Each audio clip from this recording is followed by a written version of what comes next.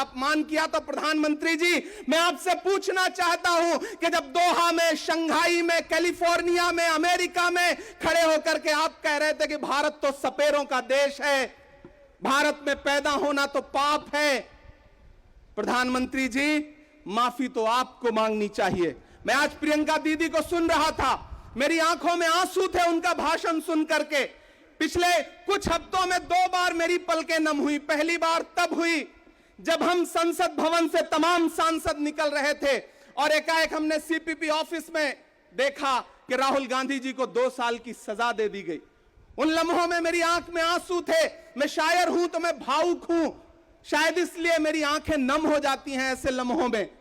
आज जब प्रियंका जी बोल रही थी तो मैं उन्हें सुनकर के भी मैं नम हो गया। यह जुल्म है कि जुल्म को कहता हूं साफ जुल्म, यह जुल्म है कि जुल्म को कहता हूं साफ जुल्म। क्या जुल्म कर रहा हूं, मुझे मार दीजिए। जो जख्म बांटते हैं उन्हें जीस्त पे है हक, मैं फूल बांटता हूं, मुझे मार दीजिए। फिर उसके बाद हिंदुस्तान वालों, फिर उसके बाद शहर में नाचेगा हू का शोर, फिर उसके बाद शहर में नाचेगा हू का शोर। मैं आखिरी सदा हूं, मुझे मार दीजिए। मेरे भाई, इस देश के लोकतंत्र को बचाने के लिए जो सबसे बड़ी आवाज है इस देश के, उसको मारने की, उसको कुचलने की जो कोशिश है, उसके खिलाफ आपको खड़ा तो होना पड़ेगा, आपको बोलना तो पड़ेगा।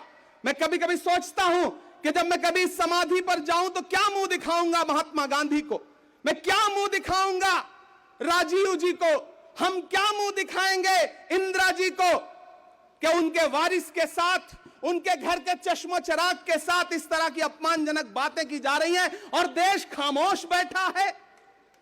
सवाल आपसे है, सवाल यहां बैठे हुए लोगों से नहीं है, सवाल आपसे है जो आप कांग्रेस की मोहब्बत में यहां आए हुए। मैं आपको सलाम करता हूं, मैं जानता हूं आप राहुल गांधी जी से मोहब्बत करते हैं, कांग्रेस पार्टी से मोहब्बत करते हैं, प्रियंका दीदी के सम्मान में आए हुए हैं, खड़गे साहब के सम्मान में आए हुए हैं, मैं जानता हूं। वरना इस तपती दोपहरी में व्रत रख के, रोजा रख करके कौन परेशान होने के लिए आता। आपको मोहब्बत है पार्टी से, लेकिन नया पाने की चाहत में पुराना छूट जाता है। तुझे अपनाऊं तो मुझसे जमाना रूठ जाता है। मोहब्बत पढ़ने लिखने में बहुत आसान है, लेकिन मोहब्बत को निभाने में पसीना छूट जाता है। मैं जानता हूं कि आप पसीने के बीच भी, आप तपती दोपहरी के बीच भी यहां बैठे हैं। क्यों? क्योंकि आपके मन में पीड़ा है। आप देख रहे हैं कि लोकतंत्र को किस तरह से कुचला जा रहा है। मेरे भाई, ये एक मुश्किल वक्त है। मैं इस मंच पर खड़ा होकर के, गांधी समाधि के इस मंच पर खड़ा होकर के पूरे देश का आह्वान करता हूं कि अब समय राहुल गांधी के सत्याग्रह का नहीं है। अब राहुल गांधी जी से आगे बढ़ करके देश के एक एक व्यक्ति के ऊपर बात आ गई है। एक ऐसी आवाज जो आपके लिए संसद में बोल रही थी, कसूर क्या था? उन्होंने प्रधानमंत्री जी के भ्रष्टाचारी मित्रों के खिलाफ आवाज उठाई। उन्होंने पूछा कि 20,000 करोड़ रुपया कहां से आया अडानी की कंपनियों में। उन्होंने पूछा कि नीरव मोदी ने, ललित मोदी ने, मेहुल चौकसी ने जो इस देश को लूटा है, उसका जवाब प्रधानमंत्री जी को देना पड़ेगा। अगर प्रधानमंत्री जी इतना कहने से आप राहुल गांधी जी की सदस्यता ले लेंगे तो हम तमाम सांसद तैयार हैं। ले लीजिए हमारी सदस्यता, लेकिन हम रुकने वाले नहीं हैं, हम झुकने वाले नहीं हैं, हम मुसलसल बोलते रहेंगे। मैं हिंदुस्तान के लोगों से कहना चाहता हूं कि हमने सहराओं में हासिल किया आसानी से, तुम समंदर में भी रहकर न मिले पानी से। यह सियासत के दिए सबके हवाले न करो, मुल्क बिक जाता है एक शख्स की नादानी से। इस शख्स की नादानी से देश बिक रहा है, लोकतंत्र मटिया मेट हो रहा है, संविधान को कुचला जा रहा है। और वो आखिरी सदा जो 7 फरवरी को गूंजी थी पार्लियामेंट में, उसको भी खामोश करने के लिए उसे संसद से निकाल दिया गया है। मैं देश से कहना चाहता हूं कि उन्होंने राहुल गांधी जी को संसद से निकाल दिया है।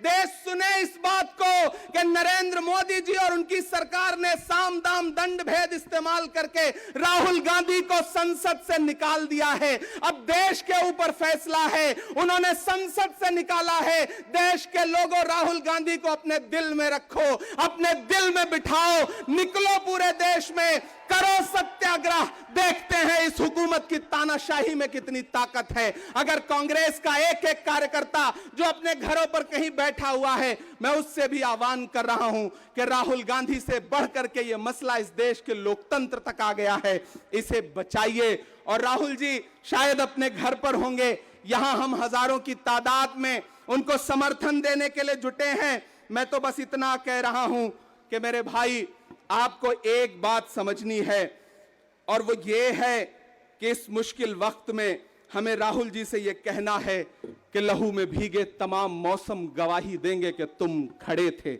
एक आखिरी नज्म सुना करके मैं आपसे विदा लूंगा कि लहू में भीगे तमाम मौसम गवाही देंगे कि तुम खड़े थे।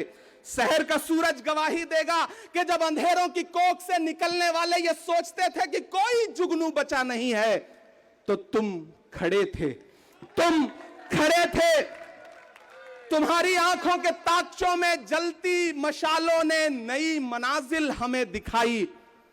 तुम्हारे भाई, तुम्हारी बहनें, तुम्हारी माएं, तुम्हारी मिट्टी का जर्रा जर्रा गवाही देगा कि तुम खड़े थे। हमारी धरती के जिस्म से जब हवस के मारे ये सोचते थे कि सियाह जोंकों की तरह चिमटे, तो तुम खड़े थे। तुम्हारी हिम्मत, तुम्हारी अजमत और इस्तकामत तो वो हिमालय है कि जिसकी चोटी तलक पहुंचना न पहले बस में रहा किसी के, न आने वाले दिनों में होगा। सो आने वाली तमाम नस्लें गवाही देंगी कि तुम खड़े थे, कि तुम खड़े थे। हम तमाम लोग, मैंने कहा ना, बहुत सारे लोग यहां व्रत रख करके आए हुए हैं, मैं रोजे से हूं।